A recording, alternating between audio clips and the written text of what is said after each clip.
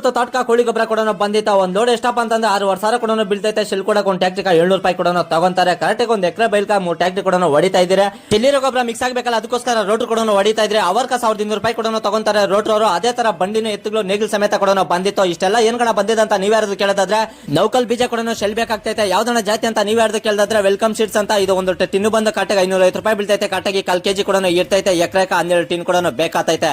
ತೋಟಕ್ಕೆ ಯಾವ್ದೇ ಬೀಜ ಕೂಡ ಶೆಲ್ ಬೇಕಂತಂದ್ರೆ ಎಕ್ಸ್ಪೈರಿ ಡೇಟ್ ನೋಡ್ಕೊಂಡು ತಗೊಂಬನ್ನಿ ಅಂತ ಹೇಳಕ ಇಷ್ಟಪಡ್ತೀನಿ. ನಮ್ಮ ರೈತರಿಗೆ ತಂದಿರೋ ಬೀಜಗಳು ಈ ತರ ಕೂಡ ಇತ್ತು, ನೀವು ಬೇಕಾದ್ರೆ ಅಬ್ಸರ್ವ್ ಮಾಡಬಹುದು.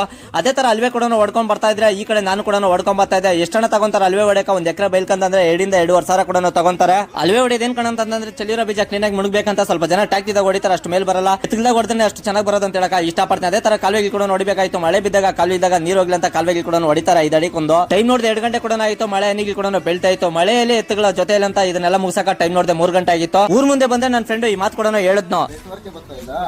ಎಲ್ಲೋ ನೆಟ್ವರ್ಕ್ ಇದು ಸಿಮ್ ಹೋಗ್ಬಿಟ್ಟೈತ್ಲೆ ಮಚ್ಚ. ಹೊಸ ಸಿಮ್ ಬೇಕೆ ಏನ್ ಮಾಡೋದು? ಮಾಡ್ರಿಗೆ ಹೋಗಿ ತಗೊಂಡ್ಬಿಡ ಹೋಗಿ.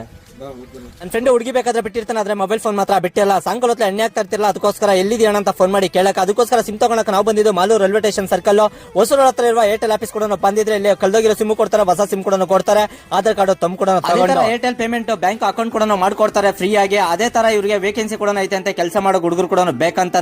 ತಿಂಗಳಿಗೆ 18 ಇಂದ 20,000 ಸ್ಯಾಲರಿ ಕೂಡ ಕೊಡ್ತಾರೆ ಅಂತ. ಡಿಸ್ಪ್ಲೇ ಮೇಲೆ ನಂಬರ್ ಕೂಡ ಹಾಕಿರ್ತೀನಿ, ನೀವು ಕಾಲ್ ಮಾಡಿ ಕೇಳಿ ತಿಳ್ಕೊಬಹುದು ಅಂತ ಹೇಳಕ ಇಷ್ಟಪಡ್ತೀನಿ. ಇದೆಲ್ಲ ಮುಗಿಸ್ಕೊಂಡು ಮನೆಗೆ ಬರಕ ಟೈಮ್ ನೋಡಿ 6 ಗಂಟೆ ಆಗಿತ್ತು. ಇವತ್ತಿನ ಕತೆ ಇಷ್ಟು ನಾಳೆ ಸಿಗ್ತೀನಿ ಫ್ರೆಂಡ್ಸ್.